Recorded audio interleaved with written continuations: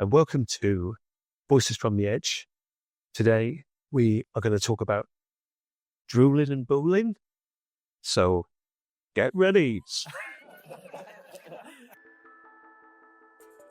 This is Voices from the Edge with John Davison and Soapy. Partly to do with the relational leadership, actually. I think the vibe of the night reflected the vibe of the group. So I think it was intergenerational. It was completely diverse, all ages, genders, sexualities, races. And it was a self-organised, co-created space. Thank you to Phil for allowing you to step into this. Absolutely, Phil. I'll do my best to emulate you. But do you want to just say who you are first off? Yeah, I'm Taio.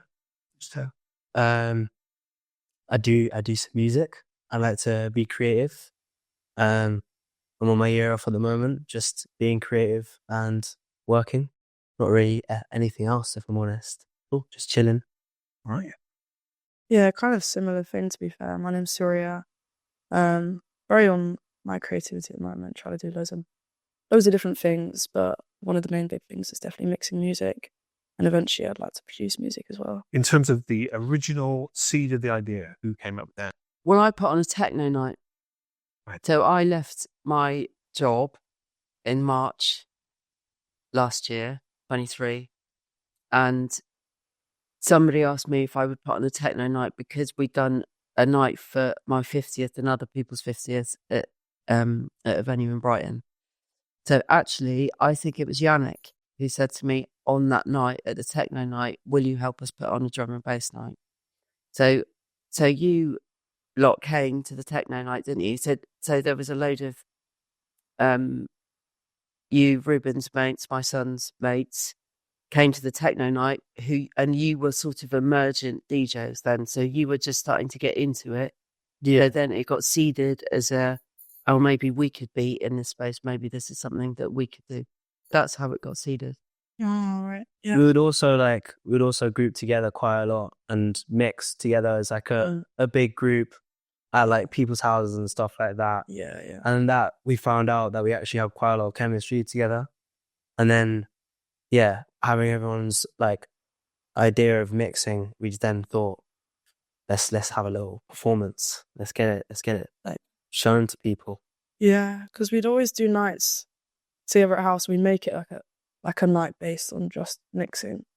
And I've been to Pirate Shoes a few times with friends as well, mixing at studios. And we've always talked about doing it at a bigger venue or renting somewhere or doing it, an actual event, but never really got moved on until this year. Never really fully committed to it until this year. When you had those conversations around people's houses, did it feel like something, like was it an aspiration you thought you could do realistically, or was it just a kind of late night conversation?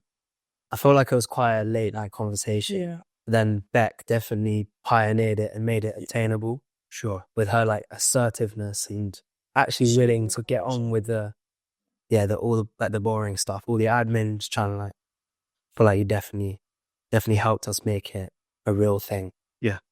And what was your relationship to Bec before the night before this? Oh, from Ruben. Yeah, through her son, Ruben. And then I don't remember the first time like we actually met and like properly started hanging out. First time meeting. Yeah, it was I remember it's quite a funny story actually, because my boyfriend Yannick, who's given it to Ruben, obviously knew Bec previously, and he made a comment to me before we went around, because we were going around to a house for the first time. He was like, "Don't worry, she is just a bit weird. She's quite intense." And I was like, "That's fine," but I feel very comfortable around Bec. She's she shows very much a lot of care and kind of protectiveness over all of us, kind of taking us under her wing, and we feel, I can't speak for everyone, but I know definitely that I feel I can go to her with any issues I have. I feel like quite a strong connection, quite a strong friendship with her, and it kind of built along the years that I've known her, and then hasn't really changed since the night. It's just kind of a thing that we did together collectively. Yeah. Still the same. Yeah. Bec, what were your first impressions of these two? Or how do you perceive your relationship with these two before you did the project? Well, Taio, I've known for a long time, and Taio was often in my car on a Sunday driving to rugby. Yeah. So I've sort of been with Taio from being quite a young boy to man, really. And there's something about those journeys in that car because stuff got talked about in that car that was not talked about anywhere else.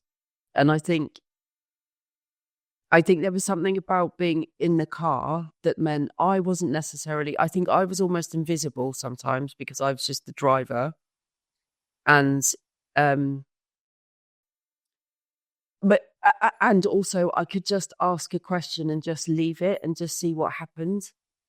And I think there was a lot of hysterical giggling in that car.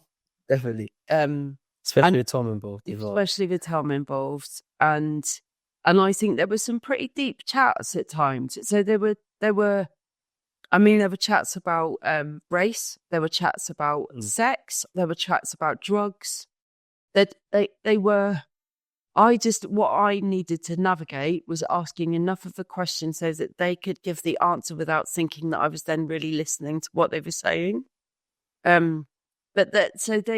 They actually, you had quite a lot of really meaningful chats in that space. And then, as things started to, as you got older and you started to, have a curiosity about other things, there was a kind of you could use me as a point of reference of can you just tell us a bit about this without them being judgment, really.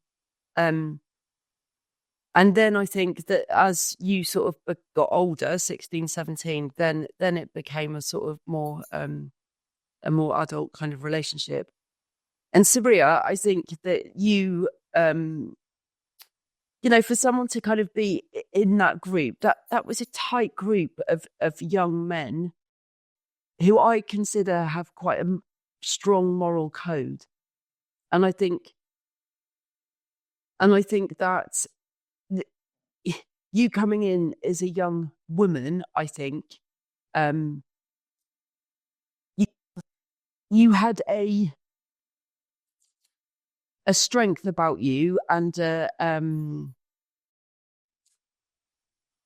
you were able to handle the group, I think. And there were lots of girlfriends that couldn't really become part of that group. They remained girlfriends. They didn't get integrated into the group, really. They would stay on the periphery. Whereas to my lens, you didn't do that. And I think that you're right. I think the way that you formed a relationship with me was you'd never really particularly thought I was weird, or you were totally comfortable in my house, and you've been welcome in it ever since. Yeah, I love your house. It's a welcoming place, isn't it? Yeah. So you like each other, you still like each other. So obviously something went right, but gives a sense of how the relational energy changed at the start, during, and at the end of the project. Definitely got more professional as we were making it and getting up to the event. Definitely more serious, more meeting specifically for planning this, and not at all anything else, nothing recreational. But then it still had the same sort of banter though, and still having chats about our days and stuff like that, but more professional, definitely. I feel like it's still quite relaxed though. Even our meetings, we'd all go around to Bex's house, we'd have dinner, have our catch-ups, daily catch-ups, whatever, and then we sit down, get a big whiteboard. Yeah, then she ripped up the whiteboard. And that shit got serious. She made it very clear from the start that she wanted all of our input. She wanted us to lead, and she wanted to be the support network if we needed it. I think neither of us would have been able to put the night on without each other. We all worked very well together. But definitely, I think she encouraged us to come up with the ideas and encouraged us to move forward with planning, with the processes. And she helped us bring up, you know, any issues and really think about the detail of what we're trying to achieve, what we want to put on, how we want to do it. I think without that, it might not have been as accurate to what we would have wanted it to be. I think she really helped us, like, be specific and actually think about the details that we want to put into our night. And from your point of view, Bec, I mean, that sounds a bit like facilitation and coaching. You in that row. Funny that.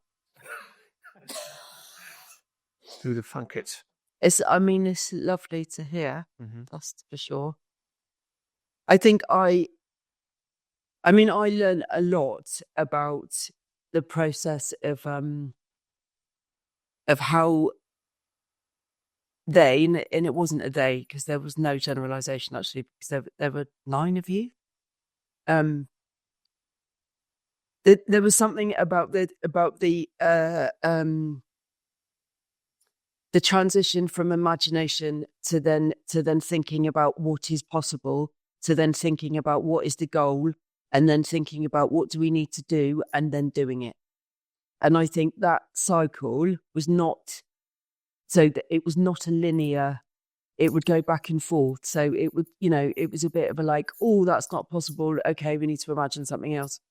And I think there were different people would have preferences of different places in that cycle. So some people, I think, would get stuck in imagination and think that imagining something was enough. That I've imagined it, it's going to happen.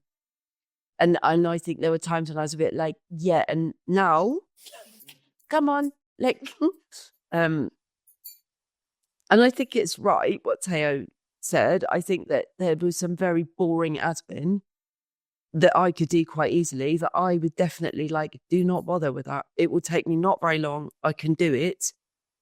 Actually, your space is the creative space and is the space that I just have no place in whatsoever. That is not my space.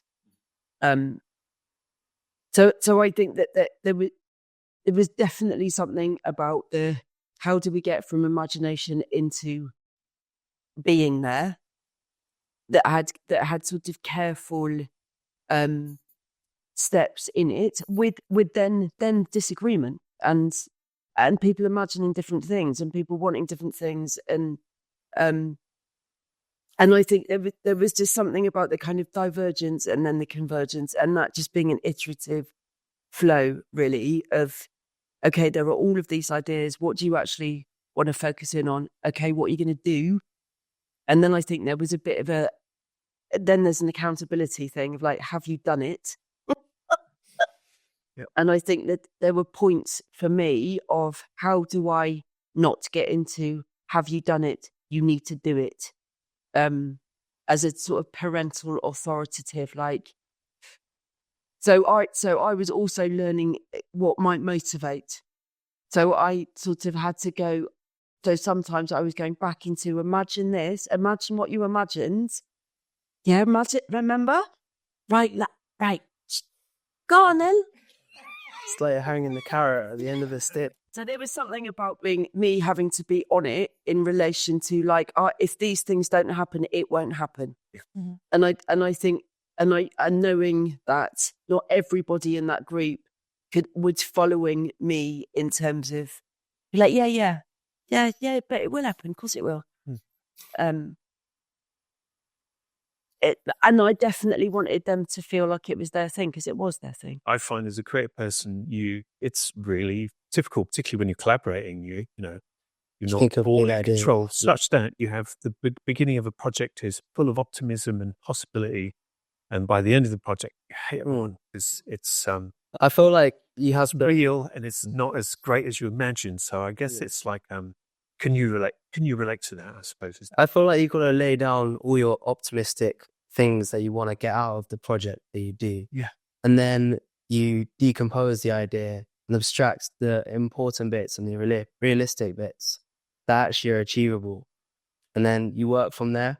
Yeah. But noting all of them down at the first point makes it more of like makes it more of an exciting idea, gets people like amped up for it. Because I remember when we were writing on the whiteboard, we're having like all these crazy ideas of what it could be and stuff like that. Like it got everybody excited for it, like to carry on. And I like that. Yeah. Okay. So you enjoyed the process. Yeah. And, yeah. And yourself, anything that you were like disappointed that didn't make it to the final cut? No, to be fair, I was quite happy with the turnout. Like I feel like we planned it with so much time in advance. All right. Like we had a lot of time I think promotion was the biggest thing that brought in is the amount of people that we actually ended up having on the night, because we started promoting it early, word of mouth. We were like, all of us were non-stop talking about it. Like whenever we were out at college, work, with friends, like, oh, come to our night, like we're doing this and this. I think the planning process, nothing really didn't get, in my opinion, nothing really didn't get done what wanted to be done. Yeah. But they're definitely, working with a big group of people can be a bit of a struggle, because some people don't have as big of a voice, some people don't want to speak up or don't really have as much of an opinion as others. So they're definitely worse. And like, I noticed some people took more of a stronger lead in terms of spurting the ideas and making it happen. Was it all go swimmingly between you, or were there points of tension and anything that was uncomfortable in terms of your collaboration? There definitely was points of tension with one situation that we came across. Tell me about that. A certain individual who wasn't originally planned to be put on the night. He's a close friend of some of the people that were in the original group planning it. And a lot of stuff came to the surface about him, and it really would affect our image as a group if we had him on the night. And personally, I didn't want to be involved with someone like that. And I think being the only woman playing on the night as well, I feel like I had more stronger feelings and more strong emotions about the situation. And it was difficult because some of the people that were also on the night are very good friends with him, and they felt like they wanted him there, but also knew that that he shouldn't be there. And that was a bit of a difficult one, trying to organize that and get everyone's voices heard.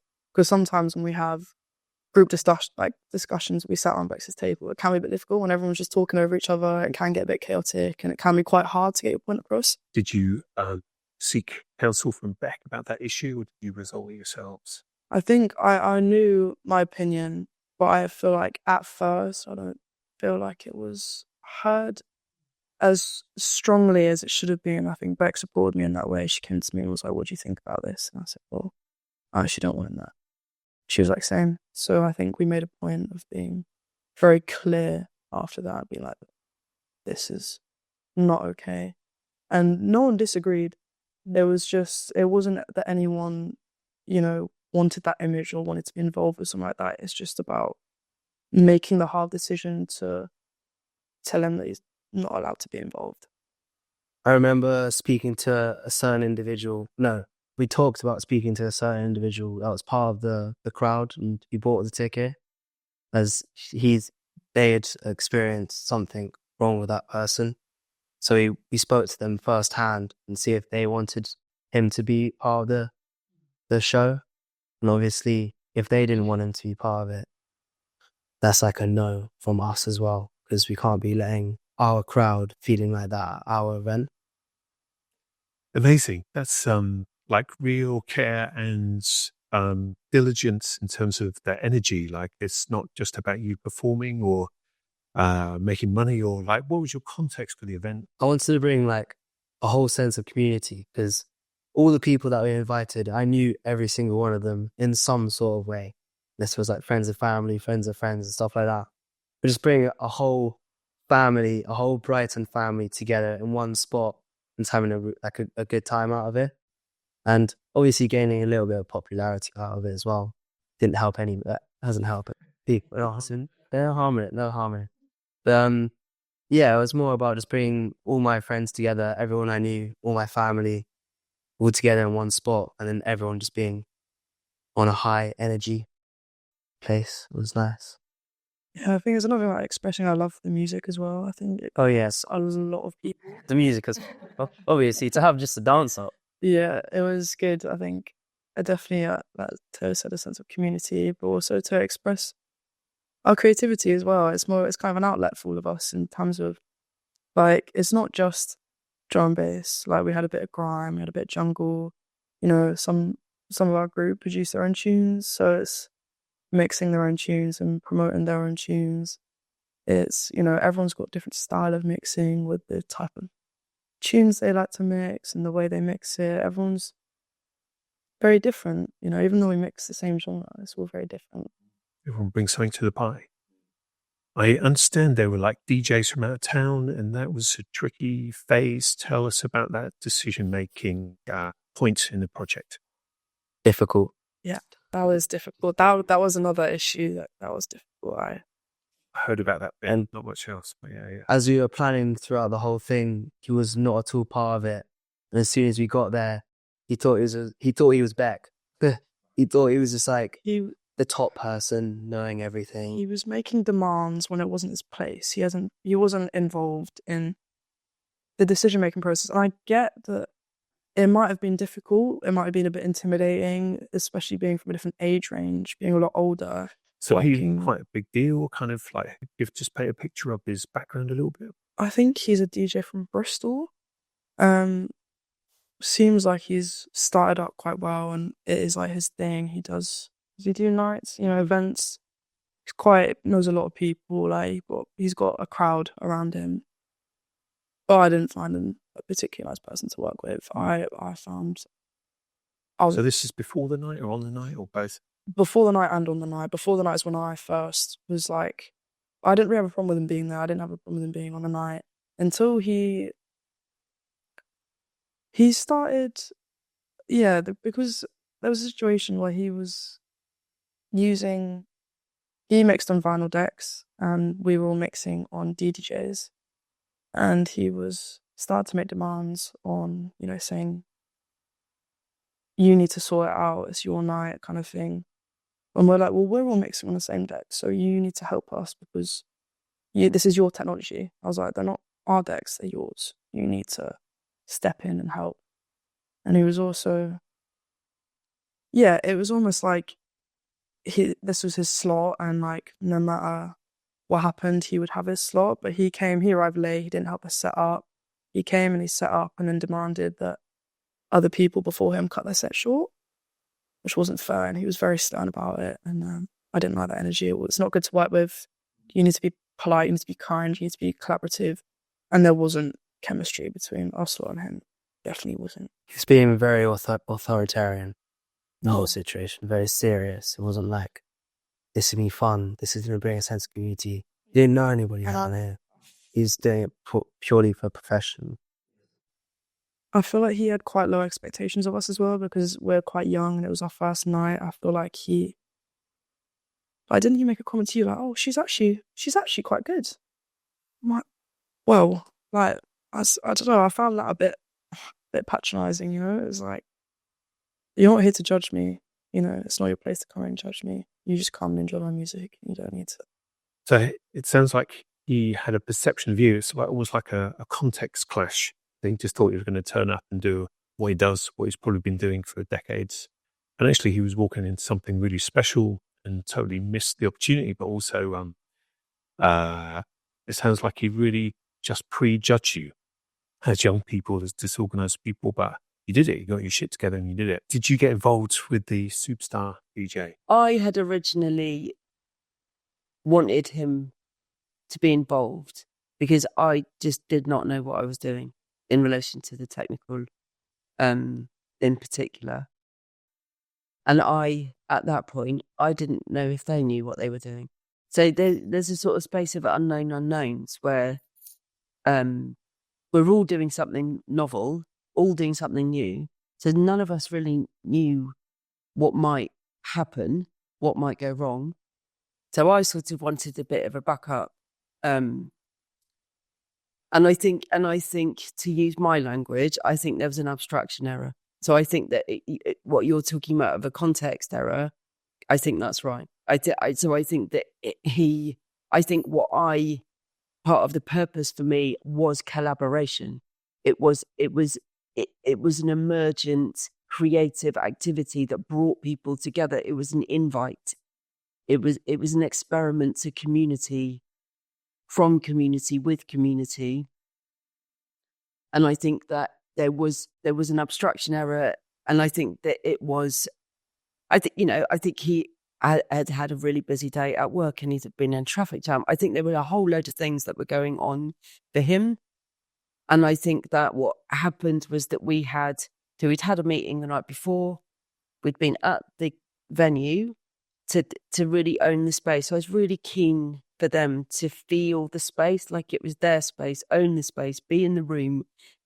The more you can feel the space is yours, the safer people will feel when they come into it. They feel like they're being invited by you. If you don't feel comfortable in the space, people get that off you. You're signaling. And then we got there early, and it was calm. It was really calm and organized, and the vibe was really good. I was really happy.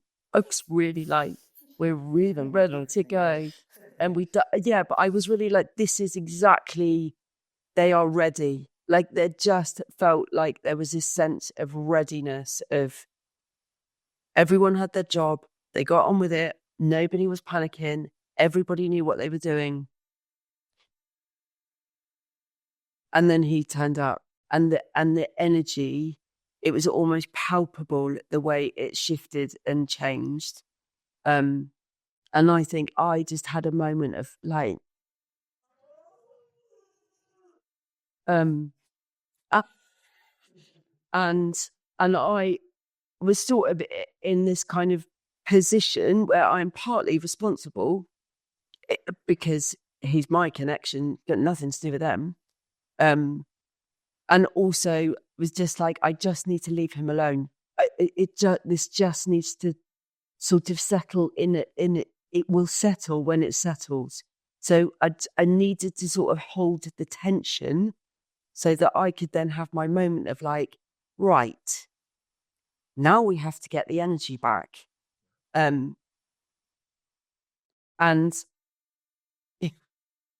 the night before, we'd had a fairly formal-ish actually meeting that was. We had a proper agenda actually. I had a set of questions. Everybody had their moment to speak. There was nobody speaking over each other then. Everybody had to answer the questions. And that's when we dealt with this really sticky, thorny issue of whether this bloke could MC or not. And it was sticky, and we just stuck with it. So we stuck with the discomfort.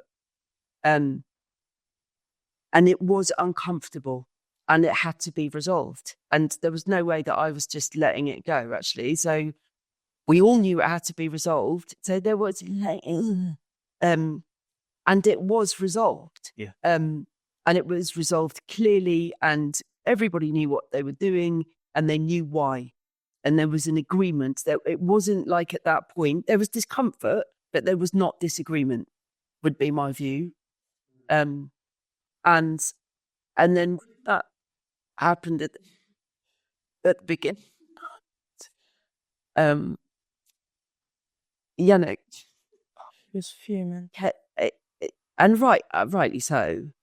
He just came to me and went, well, that needs a word, doesn't it? And I was like, yep. I said, does. I had been I'd been the one of like, you need to stand up, you've got to step up, boys. This is your time to take the moral position. And Yannick, I think, is a bit like, and now it's your time.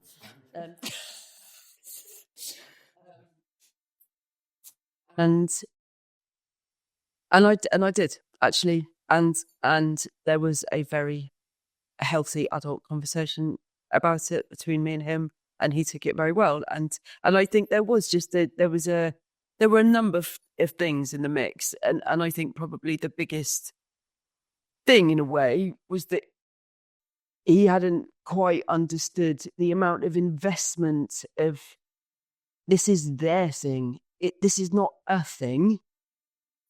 This is their thing, where they have gone through 3 months of like some quite tough learning at times and a lot of energy and investment. And, this is a group of people, as you say, there's loads of group dynamics going on. And it's not like they're just doing this. They're doing this and their mates with other people that they're having to say, no, you can't come in. There's all sorts of things that were happening that, many of which I knew nothing about and still know nothing about. It's their group. And I think that was missed. And I think we all learned a lot. And I'll tell you the biggest thing, actually, is that the adaptation, so that energy that was like, it was vibing. I was so pumped. I was like, this is going to be fucking brilliant. Energy disrupted, killed a bit, brought the energy back up again. Come on. And the adaptation was like, right, this is what we're doing. We're going to do this, this, and this, and this. And also they were so clear with the non-negotiables, and I'm not doing this. I'm not doing that. I'm not doing that. This is what we're going to do. This is how we're going to sort it out. And I think that happened in a space of 4 minutes. Wow. And then I was like, doors are opening. We got to go. And bang, first person came on and off we went. And it just lifted right back up again, and they sorted it. They completely smashed it. Sounds like it. And that 4 minutes, was that like did you get better at making those difficult decisions and reaching a sort of group decision? Were you better at the end than the beginning of the project? Yeah, I reckon so. Just through form of practice. Yeah. Just carry on doing it and getting to know the relationship within the group. Just like being assertive with your decision, inputting it, and getting the consensus quickly. Amazing. After that whole situation happened, I don't think there was really anything else that happened, was there, that needed talking about. But I think definitely for our next events and like in the future, we've definitely learned a lot from this and how to be straight to the point, how to get rid of, negative energy, how to, very quickly sort everything out, and like get back on the right tracks. What I kind of hear is that it was a beautiful thing, and it was like that vibe, that energy that is really fragile when it's that beautiful and when it's that lovely. And so it's easily popped that lovely energy, isn't it? So you got to work hard to protect it, which it sounds like you did. What are you most proud of about the project? Ooh, that's an interesting one, actually. I just think the people I worked with, I'm really proud of everyone for pulling through and doing so well and working so well together, actually. And just, I'm most proud of my people, to be honest. I reckon how successful it went, just in terms of like the amount of people that came and how everyone else matched our energy and our vibe. Like the vibe before the person came in and screwed it all up. Everyone else who was in the crowd matched that completely. It was just everyone's had a huge grin on their face and was so proud of us as a group. And that's what I was proud of. Yeah. So, how did you feel at the moment the night finished? But we went back to Bec's, didn't we? So the night really didn't finish. Sure. But like leaving Bex, was that a nice moment? Yeah, it was. I felt proud of all of us. We were all like patting each other on the back, saying how good it was and stuff like that. And then I felt more energized to go back there. And then we were like the main crew, everyone would be like, yo, this is well done. And then just having a good time with the people that just danced to our music. Yeah, it was quite an overwhelming feeling, actually. I was quite buzzing, filled with adrenaline. After the night finished, it was like I did feel that sense of like relaxation a bit. There was a lot of stimulation, especially the build up to the night. There was a lot of stress, a lot of planning, and then we get on the night, it's done. And I was so nervous. I was so stressed building up until my set. I feel like out of everyone, I was the least prepared in terms of my set. I didn't finish it until like the night before. You know, I was stressed, but as soon as I was done, I was like, relief. But then I've never had like, because everyone's obviously wanting to congratulate you.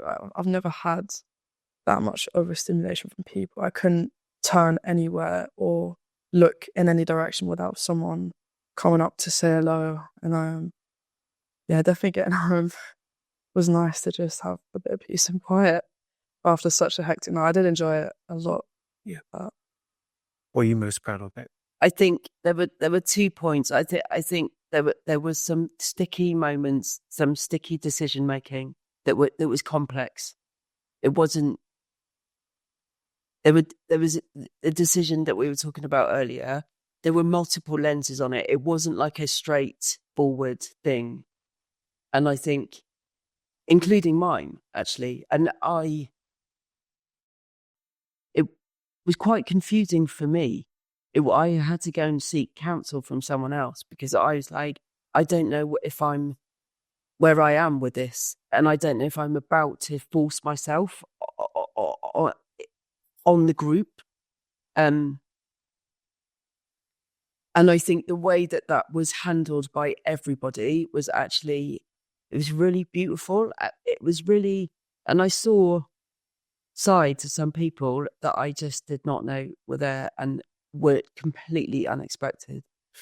And I think the ability for the group to kind of really stick with the discomfort and really work through what was happening and why a decision had to be made, whatever it was, I think it was impressive. And I think probably there's something about, I think I'm probably quite proud of myself for not going, there's no fucking way. That I really had to stick with my own, like, oh, back. And then I think that I think that as a result of that, or partly to do with the relational leadership, actually, I think the vibe of the night reflected the vibe of the group. So I think it was intergenerational. It was completely diverse, all ages, genders, sexualities, races. And it was a self-organized, co-created space. The co-creation went further than the DJs, and I think it went further than the DJs because of the DJs. And I think that was the sort of that was part of the complexity and the nuance that I think we were learning together. Of you're not separate from your audience. You are. What you give off as a group is what they will give back. So your signaling and your moral code and what you are representing on that stage is what you will get back in energy. And I think it's you could feel it. It was so. It was like a really. It's like being in a hot bath. It was like such a beautiful place to be without anybody questioning anything, really, like age. Nobody was kind of questioning me or my part or, calling me ancient. Like there wasn't all of that sort of judgment, just wasn't it all. It was just sort of an accepted part of like, this is how this has come to be. And it felt brilliant, and I think that there is that, I am in spaces where I'm facilitating groups all the time, and I think the whole kind of zeitgeist of psychologically safe spaces and people declaring this is a psychologically safe space, the complexity of how you actually create psychologically safe, inclusive spaces takes that. It's months of work and working through difference and hearing each other and noticing who's not speaking and knowing how to bring them in and having kind of side chats because you're trying to understand why somebody isn't speaking, what's happening for them, and really kind of buying into a vision that is a collective imagining. And that's work. That's a lot. That's work. That's investment. That's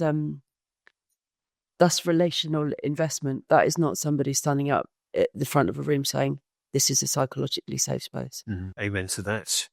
So, do you know what she just said? Like, do you hear anything in that? Or not? Bec explains things in a very in-depth way, and she. You bonded over the time, and like you're better mates now than you were then. Yeah, I mean, I feel like my friendships are always growing with my close friends. Like, the more you experience things together, the more you work together on different projects, the more you talk with each other, the more you see each other. I think friendships, there's always room to grow. After this, me and Saria will definitely talk about this for a very long time. Yeah, probably we went on that podcast at one time. But that just experience with your friends makes the friendship stronger. Like no matter what it is. Like the connection we have with the people that we share on the night, like, these are friends for life. This is like, we're family, we're so close and we're also there for each other that I do feel like this is my family, There's something really powerful and amazing about that collective co-creation emergence as something special as a one-time thing. I totally agree. And yeah, I mean, I could easily go off on a political tangent. Yeah.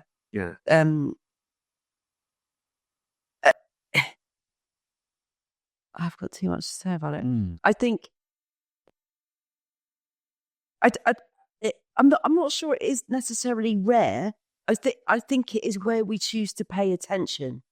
So I think that there is collective energy in my house when we're having Sunday roast. Yeah, there are moments, this is one of them. There are moments when people are together, sharing their perceptions, their senses of the world. I think that there is definitely something magical about that, the invite, and I think that there is something significant about the disruption early in that night, because actually there was an outlier. He was an outlier, and I don't want to blame him too much. It wasn't, but there was a shift of energy that actually it's sort of like sand coming back to get it. It corrected itself. The energy corrected itself around the disruption because of the strength of the collective energy. And I think possibly we don't have enough faith in what that collective energy can bring when there is a disruption. When you get a bully at work, you get splitting, people stop talking to each other, you get a sense of fear, and people have no faith in what might happen if there is a sense of collective energy. That it's often single individuals who are creating a lot of negativity. You find the power in the collective, they will become the outlier and will lose power very, very quickly. And I think that as a microcosm, it was a great example of that happening. I mean, that night could have gone multiple ways at that point. You could have had 3 people going, "I'm not doing it." You could have had all sorts of things happening, I think. And the strength of the collective did not allow it to derail. Nothing got derailed. It was momentarily derailed, and then it was back. And I think that if we pay attention and take the time, and I think the other important thing about that group was there was never polarization. So there was difference and there was disagreement, but people did not position. They did not get stuck in a position which then became polarized. Yeah. they aired difference and tried to look for shared understanding so that there would be an agreement on action, even if there was discomfort or even if there were bits of disagreement, there would be consensus. And the collective energy became more important, more dominant than the sort of micro disagreements. Beautiful. Yeah. No self-righteousness. There absolutely none. Yeah. Yeah. What are your plans for the future? What are you going to do with this amazing energy you've created and these amazing creativity and the rest of it? Is this like personally or as our community of Droolin and Boolin? Both, I think. Yeah. I think firstly, they're like your community that you created, and then we'll talk about your creative. I mean, I would love to carry it on, put on some more nights at more like venues with higher capacity and stuff like that. However, people have gone to uni and stuff like that. And I feel like it's harder to get that sense of like planning and stuff like that when people are everywhere in the UK. I mean, it is possible if we really put our mind to it. But then other stuff that's going on with our lives at the moment, it's just like, it's going to be that much harder to get it done. But I would love to. I would absolutely love to. And I'll definitely put my mind to it 100%. Yeah, I feel like I definitely want to keep throwing events in the future. And I hopefully one day would like to be supporting other artists as well, like bigger artists, doing supporting sets for them on stage. But I think as a group, yeah, Taio's right. It is a bit difficult now that a lot of us have split off and gone to different universities and we're all kind of having a bit of time to step back from mixing and focus on our own different things that we're doing, like uni or work. But eventually I think I'd like to hopefully get everyone back together, and I think Bristol is probably a good place to start. I've got friends that are at uni there, and there's an owner of quite a few different clubs and venues, and if you get in contact with him, he can start you at the bottom. It's ranked, and if you start at the bottom, if your night goes well, he moves you up into a bigger club, a bigger venue, and you can keep moving up and moving up and moving up until you eventually have, a big night. And I went to, some of my friends did an event, and I think it'd be perfect for us to do, especially having two of us in the group live in Bristol. It's quite helpful. So maybe it was a moment in time that will look different next time or whatever, but what did you both take from the project or the experience that you want to kind of take into your creative futures? I feel like the planning beforehand and the dedication to looking at each different parts and making that successful. I want to take that into my own personal life, my own creative processes, decomposing the ideas and really spending some quality time on each individual idea to make it perfect and suited towards, or me personally, but if it was group, it's the whole group. And yeah. Yeah, I mean, which is an extraordinary thing. It's like it is not easy to. So Brighton, when I moved here, had this reputation for where ambition goes to die. So they say that people talk about great ideas in the pub, but nothing ever happens. And yeah, it was kind of true. And there were a lot of those great conversations, and nothing ever happened. And it is an amazing skill as a creative person if you can see it through and manifest it and get it done. That will see you in good stead. Yeah, I definitely think the same. Like planning and processing, I think is very important. I didn't realize how vital it is actually with how much you have to think about. And there's a way of going about it, especially if, to take from it working my own in terms of if you have a big idea or a big project that you want to do, not getting overwhelmed with all the different processes and all the different steps that you need to do to get to the point where you want to be. I think it can quite easily become overwhelming, and it's about taking your time managing yourself so you know what you can get by certain deadlines. It's about the way you plan it that works for you as well. I think definitely working with other people as well. It was definitely a good learning curve to working around a big group of people. I think I found it quite helpful, learning to communicate with others and how to make decisions as a group where everyone's ideas are incorporated, you know, everyone's voice is heard. I think, yeah, it was really great to learn. You know, it's different from school. You know, school you do group tasks. You know, once you work around people, it's a different thing when you're all passionate about one thing and you're all wanting the same outcome. I think, yeah, definitely learned a lot of good lessons from it. And Bec, what would you do differently next time, or what did you learn from the experience? I think I would probably attempt to get possibly a deeper understanding of how to optimize different strengths. I think there's some neurodivergence in the group, and I think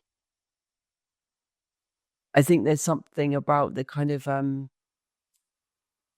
some people were better at some things than others, and I think I possibly would optimize people in different ways. I would kind of look to I think what I learned, which I'd still use now, is that cycle of imagination, possibility, goal formation, planning, execution, and where people lean to, and it helps me in things like coaching, actually. And it helps me particularly with people with ADHD, in terms of where there may be a stuckness, and how to kind of move that on in a way that is comfortable. So yeah, just really, how do you feel about your future? I mean, me and my friend Tom, who's part of the emceeing of the thing, we want to start this creative collective where we use an alliance of community to support different things. It's like it's focused on urban culture, so taking textiles, music, graphics, posters, graffiti, everything to do with urban culture and the creativeness that comes from it, and compiling that all together into a hub. But then making the brand as well, I really like the idea of using people's strengths. So Louis, another person who was part of the night, he's doing journalism up in Manchester. I've asked him to write the message for our brand, because he said he's really good at it and plays to his strengths. Yeah. Using that community to build on something. I really like the idea of that. Obviously, it's still in the makings. It's still pretty fresh, but like being consistent with it and building habits out of it is what I really want to continue with in the future, and hopefully next year actually create something for people to actually see and react to. But apart from that, nothing really. Nothing really. Maybe traveling a little bit. But Cool. Yeah. Yeah. Going out and seeing the world, stuff like that. But Yeah. So it's a beautiful vision, and it's like another expression, and it's I think there's like collaboration, but and I think not just something on your own. And I feel like it's going to happen. Hopefully, if I continue to do it and stick on the same grind that I have been doing for the past month or 2 months, I reckon it'll be proved to be very successful, and maybe not successful in terms of making money out of it or gaining popularity, but successful for myself, and like achieving fulfillment within myself and achieving fulfillment within my friends as well. So hopefully it works out nicely. I pray. I feel like, so I spent a lot of time away this year traveling, and especially my last month I spent in a village. It was a very small, circle of people, but there's not much to do. And whilst I was there, I had so much time to think about what I want to do with my life and what I want to do with my future. And I feel like I'm quite a creative person. There's just so many things that I want to pursue, but it's getting a bit too overwhelming. I think it probably links back to my planning, like I was saying earlier, is like planning what to use, what to occupy my time with and what to prioritize at certain points. Because right now there's so many things, like creative outlets that I love doing, but I feel like I don't have enough time to do it all. Mixing is definitely one of them. And I was saying to Taio earlier today that I feel like since I got back, I've been so focused on my more textiles creativity and learning new things. I haven't really focused on mixing as much, but definitely upcycling old clothes and reworking them into new pieces and like sewing is definitely one thing I want to do. I brought back a lot of fabrics from Malaysia, handmade boutiques, and I really want to make a line of clothes from them. And with that, I'd really like to incorporate photography and graphic design in terms of taking photos, in terms of promoting them and promoting what I'm making before I sell them. There's loads of little side hustles as well. Like, I really like painting and stuff, so I like doing nails. I like doing intricate design. Show the nails.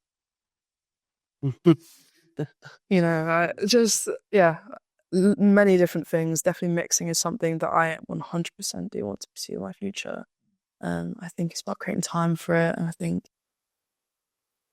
especially producing, it's going to take a lot of time, a lot of learning, it's about waiting for the opportunities to come as well. I could keep going. I could go for hours talking about what I want to do, but I think those are the key things. Yeah, got it. And like, it's a really wide selection, but that's how you see it, as like multiple creative expressions happening at once. Yeah, I definitely don't want to tie myself to one thing. I think in my future, I see myself doing multiple creative things and not just doing one thing. I think I'd get too bored doing the same thing every day in, day out. I'd really and I like it to all come from me. I don't want to be working for someone else. I want it to be my ideas, and I want to be the one director myself, which is definitely, it can be difficult, but it's what I want to do. But you sound like you have everything you need and to do it yourselves now. Like this, if you can, then go for it. Be great. Yeah. Thank you for inviting us to actually be part of this. Yeah, that was a very good experience. It's been real nice to actually, because we talk in depth a lot about things like this, but it's nice to actually have a whole thing focused on one particular thing. Do you know what I mean? I've really enjoyed it actually. Experience. Definitely. Me too. Yeah, me too. I'm gonna have round two. So Taio, start a podcast. Yeah, we'll be on you. I'm on it. Yeah, of course. I'll be so on. So fun. Good idea. Maybe that's another thing for our futures. Yeah. I see it. Part of the side hustle. Part of the brand. Yo, don't let him at beat. Bro, he'll blitz on a tree. I'm not come there and I'm not hating. Don't my brother drink. You know he Asian, right? Yo, got my tail over there with the curly head. I be hearing and be up there. I see my teeth off in the rain, they're looking like, oh, no, yeah, don't have Zulu side.